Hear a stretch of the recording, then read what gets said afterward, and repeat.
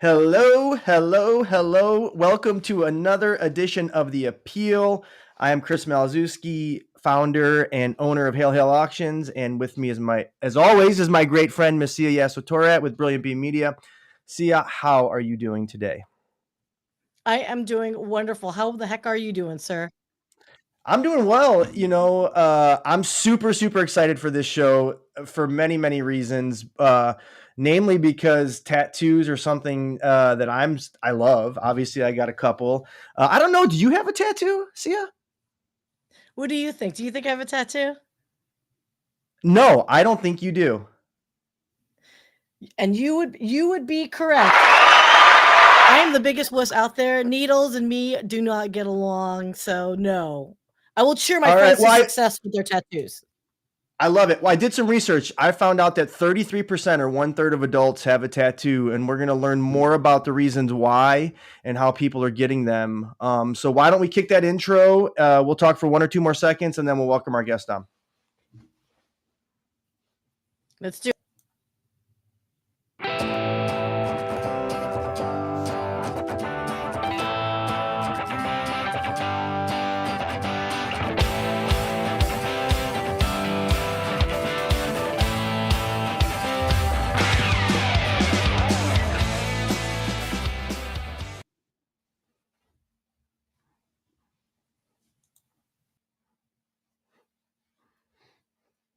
Oh wait, my head's got to stop bobbing from that amazing introduction.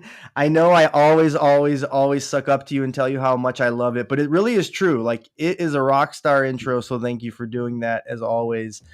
But as I mentioned, we're going to talk about tattoos, which I'm passionate about. I have a few good ones and a few bad ones. But something else I'm also extremely passionate about is mental health and overcoming trauma. And, that's something that our guest today helps folks like myself, frankly, and we'll learn a little bit about my journey with Healing Inc. Overcome. But see, we were talking backstage, and this whole conversation comes together because obviously Craig and Healing Inc. and Artists for Israel, and we'll talk about the work they just did in Israel. But you have some close connection to the Holocaust, and you wanted to talk briefly about something you're passionate about as well. Yeah, absolutely. And thank you so much for giving me the opportunity. I want to give a shout out to Robert J. Wolf. I actually met him on LinkedIn.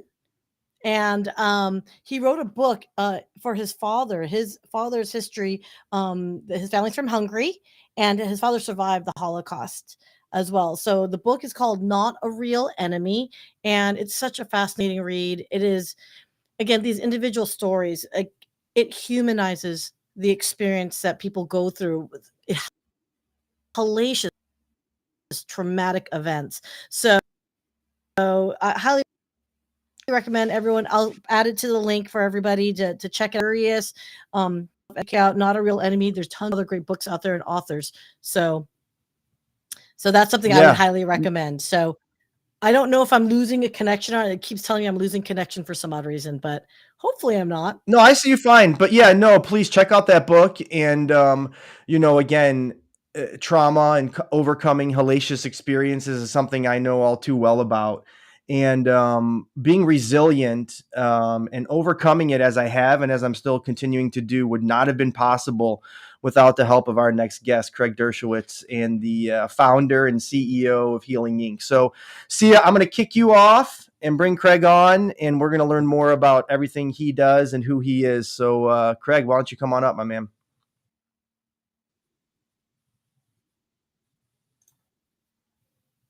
Now you don't want to leave, Sia. You want to just keep hanging out, don't you?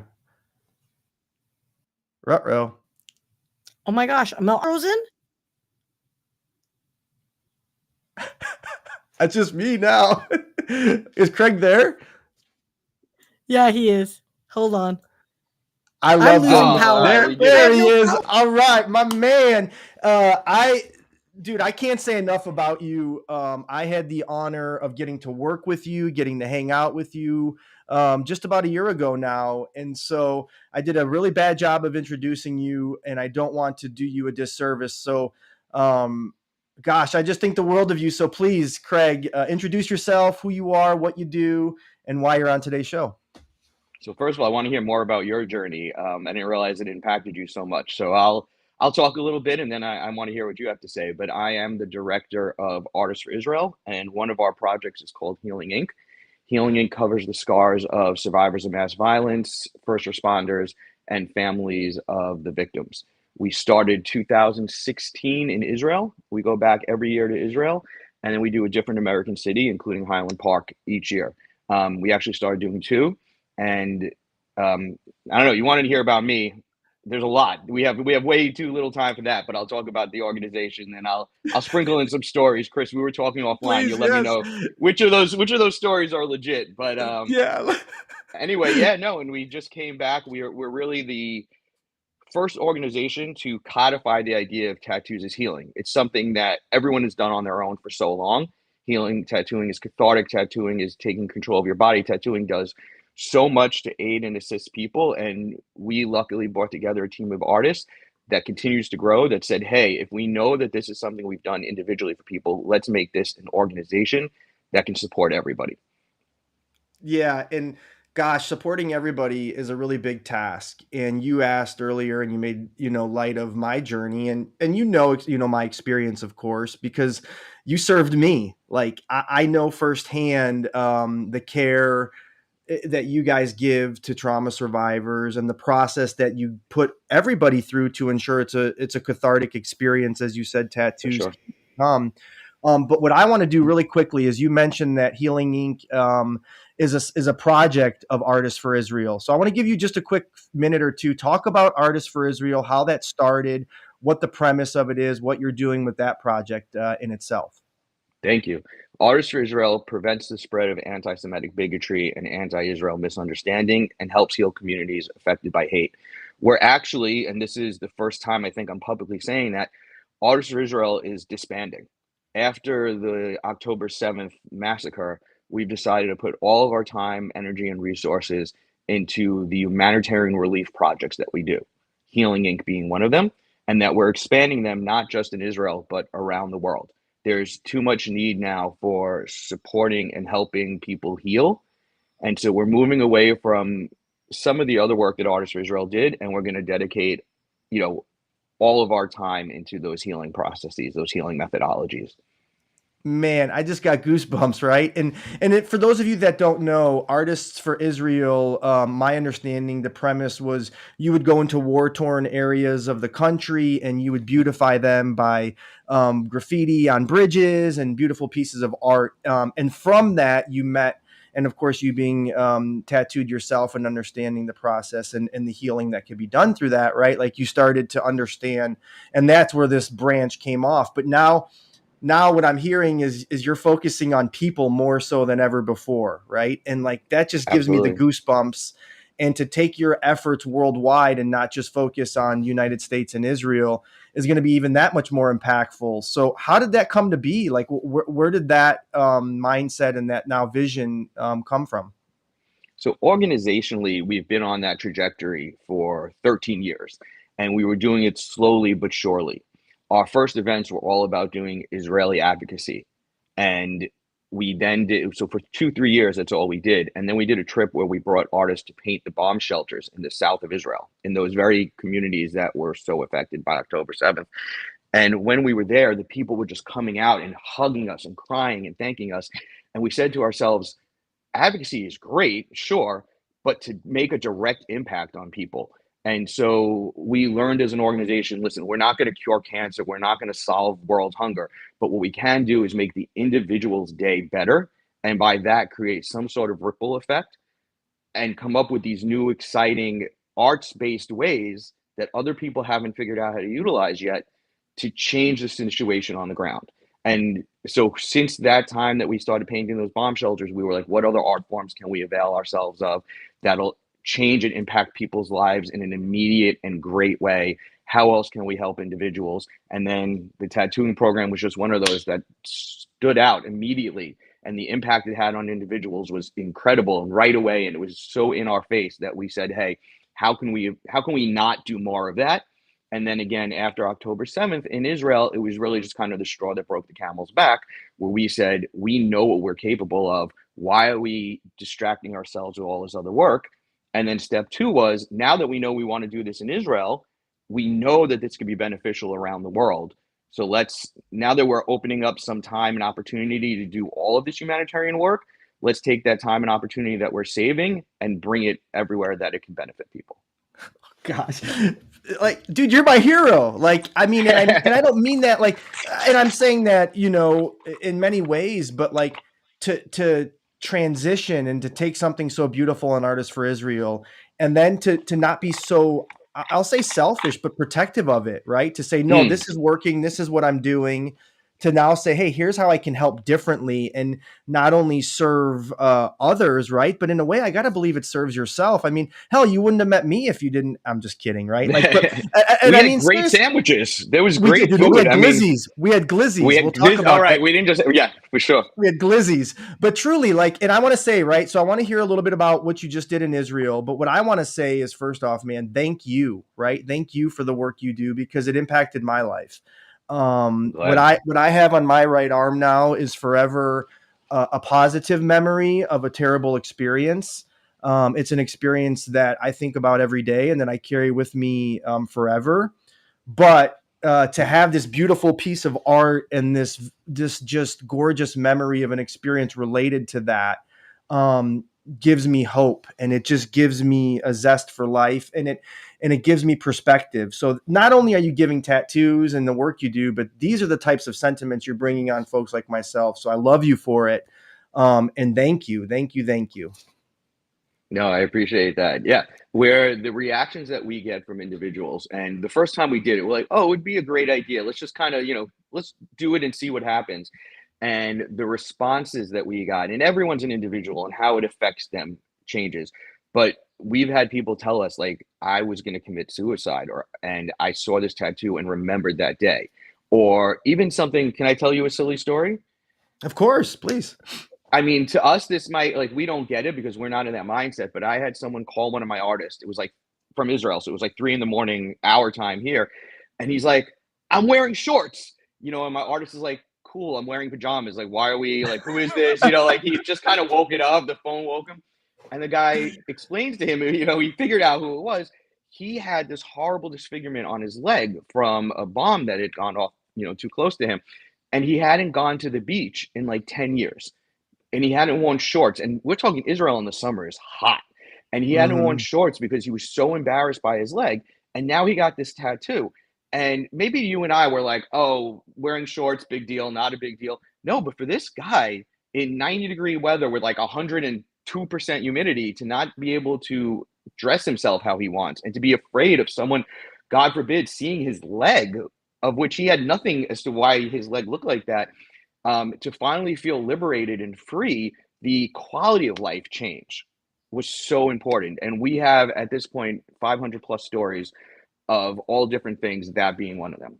Man, God, like I didn't have a disfigurement, right? Like, and I just got to say, I'm honored to be one of 500 now. And I will say firsthand the process of which you, first off, vet, recipients of your gifts and how you go about obtaining the services of amazing tattoo artists like Patrick, who I was so luckily paired with, and Speakeasy Tattoo in Chicago, who I've gone back now for a few more pieces, and we have some more sessions scheduled right in the future. But please, first off, before I turn it back to you, scan that QR code. You're going to go directly to Healing Inc. You're going to find out more about the work of Craig and how you can support them. But, the process, Craig, really quickly, let's talk about how you decide which communities to go into, how Highland Park was chosen again, as you said. But let's talk a little bit about how you serve folks like myself. What's that process look like? Our very first commitment was to Israel. That's where this started. And after the success of that, the few months later, we said, okay, this is so great. We have to bring it out. What else can we do that makes sense? And obviously, the first thing you think about is 9/11 in New York, when this country first really became aware of terrorism. And so that was an obvious connecting point. So we did that, again, thinking, we'll see how it goes. And I don't remember, we tattooed like 50, 60 survivors and first responders to 9/11. And it was so impactful and meaningful for all of those people. And you mentioned this before, for the artists themselves to really feel like they were able to do something and help heal. These were all New York artists who had been carrying around that struggle within them. So just the community it built. And ever since then, listen, we don't have to get political, but there's more than enough incidents of mass violence in this country that we could do 2 of these a day and take us years to catch up. But it really comes down to which communities maybe haven't gotten the support that they need. Seems to be that some incidents of shootings and what have you capture the public attention and others less so. So if there's not enough other resources in town will come if we get a call or a request from someone in the community. And it's also, is it a place that we know people will be responsive to tattooing as something healing? We're not going to go into an Orthodox Jewish community of 90-year-old men. They're just not going to do it. So it's got to be someplace where we know there's people like you, Chris, who would Crazy resonate animals. with them. The opposite of a 90-year-old Orthodox Jewish man. But no, we'll go into a place where we know we've got great tattoo artists available, where we know we've got a younger audience, where we've got an audience that's kind of aware. And I just learned this recently. We've kind of become the place or the organization to reach out to if you've got a lot of first responders, because, Chris, you and I think, have an understanding of our mental health now, right? Working through this process and just being, kind of aware people.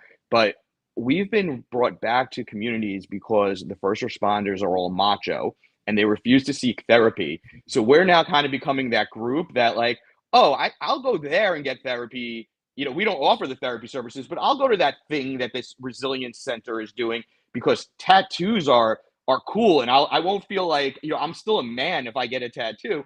And then they kind of walk in and like, surprise, like there are going to be people there that you could talk to about emotions, like not that that's part of what we do. And many people don't, but we've got our support staff. And so the guy's getting a tattoo and then he's like, oh, and this was co-sponsored by this support group, or, oh, there's this woman over there with a big badge that says emotional support. Maybe I'll go talk to her, because I'm in a tattoo shop. So this is okay for me to do this here. So again, it really depends. When there's a lot of like a big first responder network too, like a lot of police officers, firemen, it seems to be that's where we go because we're really able to talk to those people.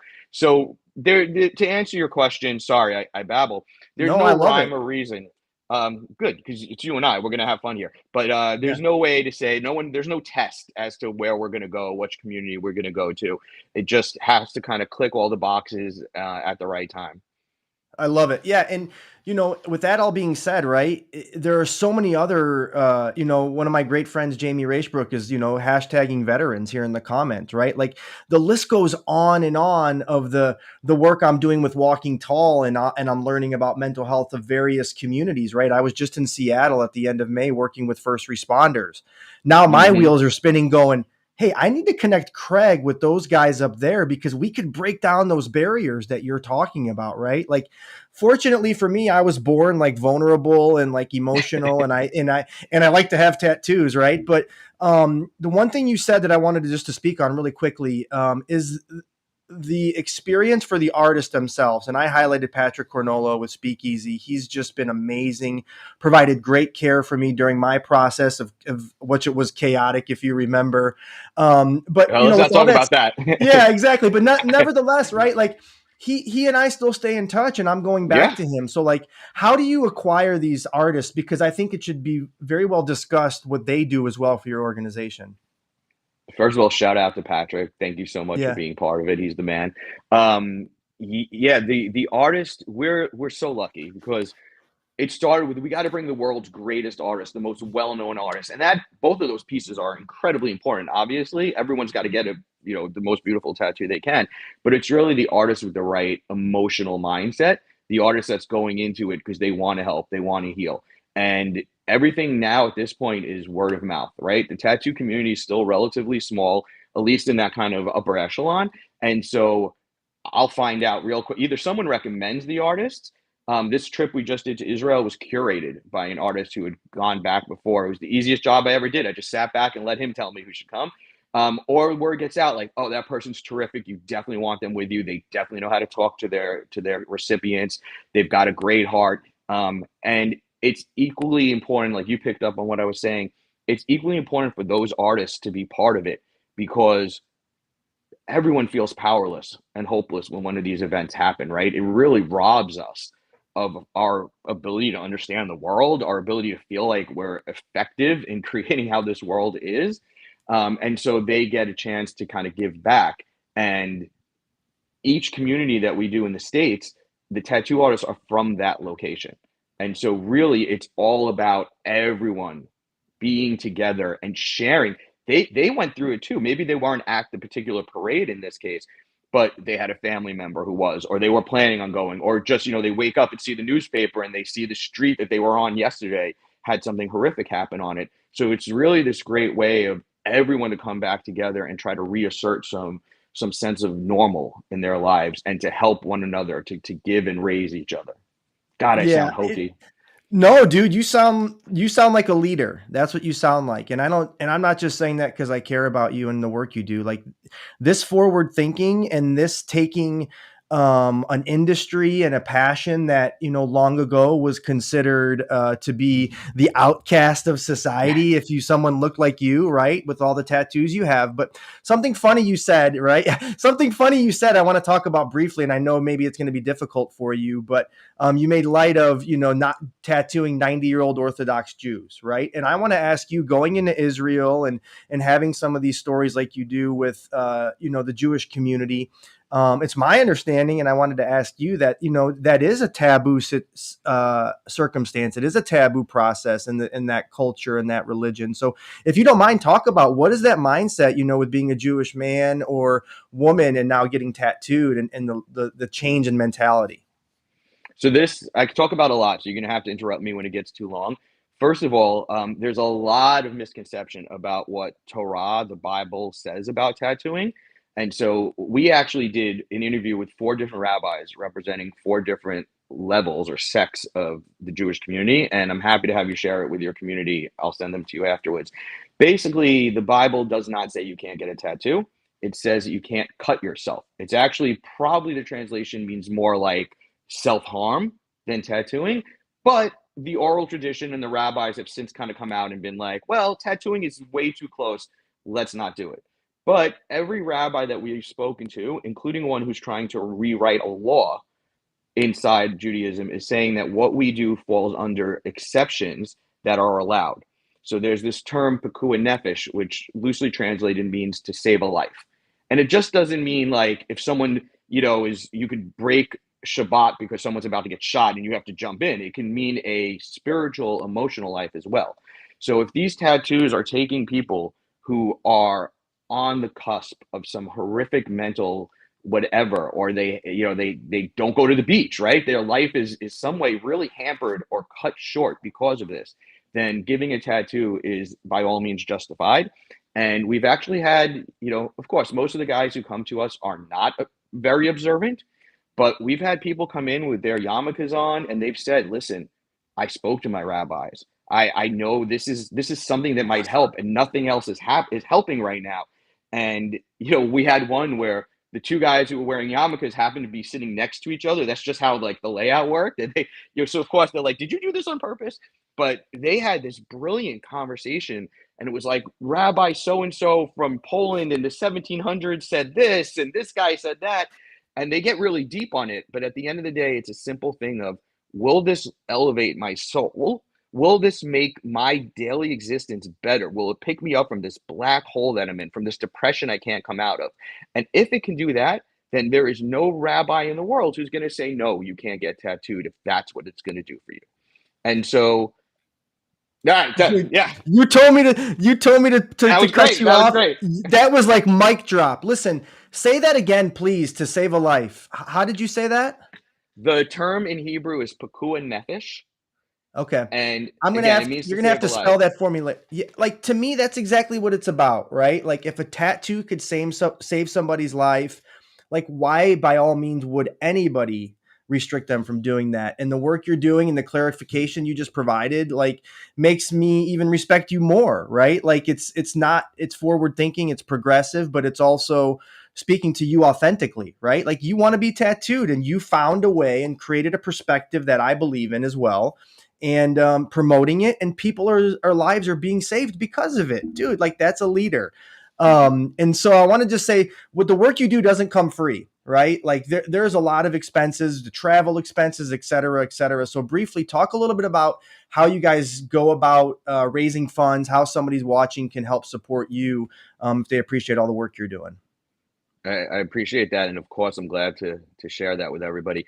We have raised money from individual donors. Let me just step back. The tattoos are completely free for the people Yep. getting them. The process for the people getting them is free, and the artists who are incredible, like Patrick, all donate their time and talents. So they are not charging for the tattoos. We're not paying them for giving it. These guys are all just fully on doing everything in their power to help. But Exactly. as you said, there are a ton of expenses, especially with travel, especially when we're going outside of the country and bringing artists with us. It's been individuals who donate, and there's not enough of them because when it comes to tattooing, there is all of this drama around it. There's all of these misconceptions. So we need as many people, and we need small donations from younger people who get it. The older, the guys out there donating billions of dollars to build a hospital wing, they don't get this or appreciate it yet. So for the others, you can go to healinginc.org and click on the donate button. Everything will get you there. You can also donate through Artists for Israel right now on PayPal with Donated Artists for Israel, on Zelle at Donated Artists for Israel. Anywhere you can donate. We don't do a good job of raising the money, but we're great at having the locations where you can give it if you want. Listen, So listen, healinginc.org. brother, listen, I'm going to tell you, as has been the case the last 2 years of my life, and I was so fortunate, and I say this, right? Like we joked about my experience. I went through the entire process. We had this beautiful arrangement set up for me to get my tattoo in what I believed was going to be the most healing environment, given my experience, so on and so forth. But the world had other plans for us, and we had to shift quickly. And I was so then fortunate not to get a tattoo that day, but to just spend time with you and your crew and meet all the artists. And you and I went to Portillo's. Shout out to Portillo's, right? Like we Definitely. got glizzies and Sponsorship. hot dogs, and yeah, we just crushed it. Chocolate cake shakes galore. Like Oh, so that's dude. So that's like when you and I became like friends in the sense that yeah, you live in California, I'm in Chicago. We don't always stay in touch, but like I text you now and again, you text me, I'm showing you my artwork, I'm checking in on you after what happened October 7th. Like we care about each other because that bond, right, was created through tattoos. And so absolutely.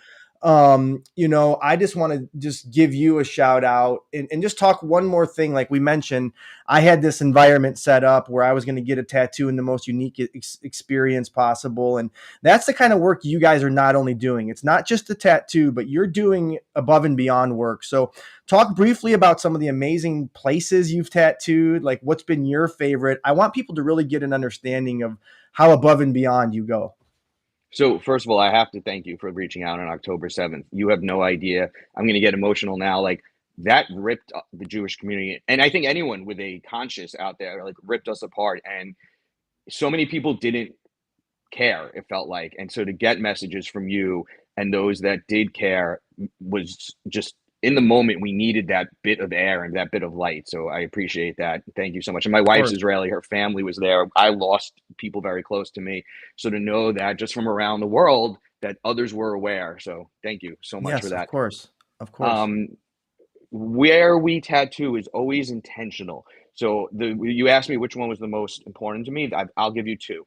The first time we ever did this, we tattooed at the Israel Museum in Jerusalem next to Francis Bacon's Basquiat's, mummies. Like it was crazy. I'm like, wait a minute, I'm in a museum after hours, surrounded by these priceless paintings, and we did it there twice. The second time, they let me go into the storage room, and I'm alone in the storage room. Like I'm from the hood in Brooklyn. Like you should not trust me. I didn't have anywhere to like fence this stuff, but just to be surrounded by that, and it was incredible for the tattoo artist and the recipients because they felt like they were being respected. Right? When's the last time you see a tattoo artist standing next to a Magritte or whoever? Right? That was incredible. And then as a New Yorker, we did the 9/11 event at the Apollo Theater, which Amazing. was insane. And I, I'm just like, where can we? Because they took us behind stage, and I'm always like pushing the envelope. They're like, you want to go on the roof, and you could touch the actual Apollo sign from the roof. I was like, yeah, of Yes, course I do. So dude. that's let's go. But everywhere we go, the community always has a special location that means something to them, right? We were able to be at the art center over by you guys. Hmm. There's always somewhere, and again, it just kind of like, not to be all kooky and spiritual, but like the right place reveals itself, because the right place is what is the heart of that community. So while the Apollo was, so special to me, I just never thought I'd be at the Apollo, right? Sure. Um, and it still wasn't for, my ability to perform anything. And to be at the Israel Museum and just like walking around, they happen to have an IYE exhibit while I was there. Who's one of my favorite contemporary artists, Awesome. and I'm just like touching his stuff. I'm like, is anyone on their cameras? Like, I'm just poking the things to see if I can get away with it. But really, like every community, there's their place, right? There's the place, and so it just works. It's what makes the people there feel home and feel safe and secure, and what makes the artist feel like, shoot, the people here really respect my art and they respect what I'm doing. So everywhere is my favorite place, I guess, is the cheesy answer.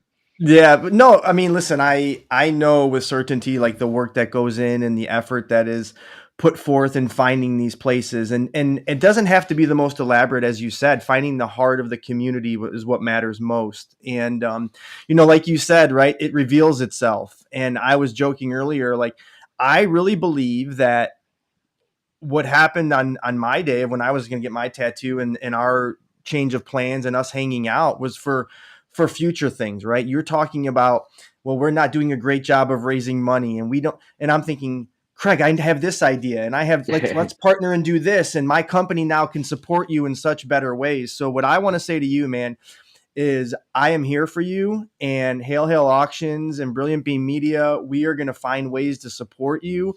We're going to find ways to get the word out, because I believe wholeheartedly in the power of tattooing and the healing effects it has. And I will be a spokesperson for Healing Inc. and you as a person till the day I'm dead. So before we sign off, man, I just want to say, we also have a great sponsor that supports me, and I want to just take 20 seconds to shout out Tausi Brands and the work they do. So see you backstage, if you don't mind, real quick, before we let Craig, let folks know where they could find him before we sign off. Please run that commercial.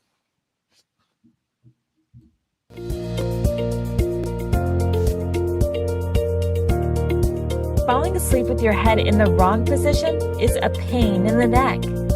You deserve Tausi Comfort for head, neck, and back support. Go to tausibrands.com and get your comfort on. Craig, we got to get you one of those pillows for all your travels. And, it would be a really good conversation to have. I want to introduce you to Janice Shokran, because as much traveling as you guys do, right, it'd be a nice gift for your artists. But that's another conversation for another time. So, man, we could go on for hours, and I'm going to have you back on. I want to keep highlighting the events you do, and I want to keep promoting the work that you do, and we want to keep raising money for you. So in the spirit of that, let folks know how they could connect with you, anywhere they could contact you, reach out if they have ideas or they're artists themselves. Like, how can people connect with you to collaborate? I love it. You can get me directly, Craig, Craig, at healinginc.org. You can go to the website, www.healinginc.org, the Instagram, healinginc.org. Yeah, that's it. It's Instagram, healinginc.org. And if you can't get us there, Artists for Israel, before that transition is complete, we're still all over artists4Israel.org. People can donate through any of that, but also just hit me up. We're still young and scrappy enough that if people have ideas and ways to support or want to get involved, I'll probably be the one answering the email. So let's do it. Come up with your best ideas. Yeah, listen, and that's, as you know me, I'm an ideas guy, and as you get to know Sia, she's an ideas gal, and I just am so excited now about the opportunity for us to work together in a different capacity and spread the word and the mission of Healing Inc. So, man, I just want to say thank you. And before we sign off, is there anything else you want to just highlight about Healing Inc. and the work it is that you do before we move about our day? Two things. We tattooed 129 survivors of October 7th last week. So incredible the way the whole community came out to do that. And Chris, you get it and you mention it, but I always have to do it a second, third time. Our artists, man, They all give of their time, their energy, their heart. And so none of us, we get the credit, but it's really the artist, Patrick, and everyone else who's worked with us that deserve all the praise. Support your local tattoo artists. They're nicer people than you think. Get some ink done, man. It's it's this generation. It's not taboo anymore. Let's go. I love it. I love it. I love it. You're right. And I apologize. We're going to keep the conversation going behind the scenes. I want to hear a little bit about the 120 so odd people that you mentioned that you served in Israel. Gosh, like you said, we can go on and on. That alone just gave me goosebumps, and I can't imagine that environment and that experience. So thank you for that work. And get a tattoo. Like what's there to lose, right? Like look at how professional and how well spoken you are. Like the stereotypes are gone, the stigma is broken, and man, I can't help but thank you enough and let you know I love you for all the work you do and what you've done for me. And let's have a great rest of your day, and we'll talk soon. So let's kick that outro.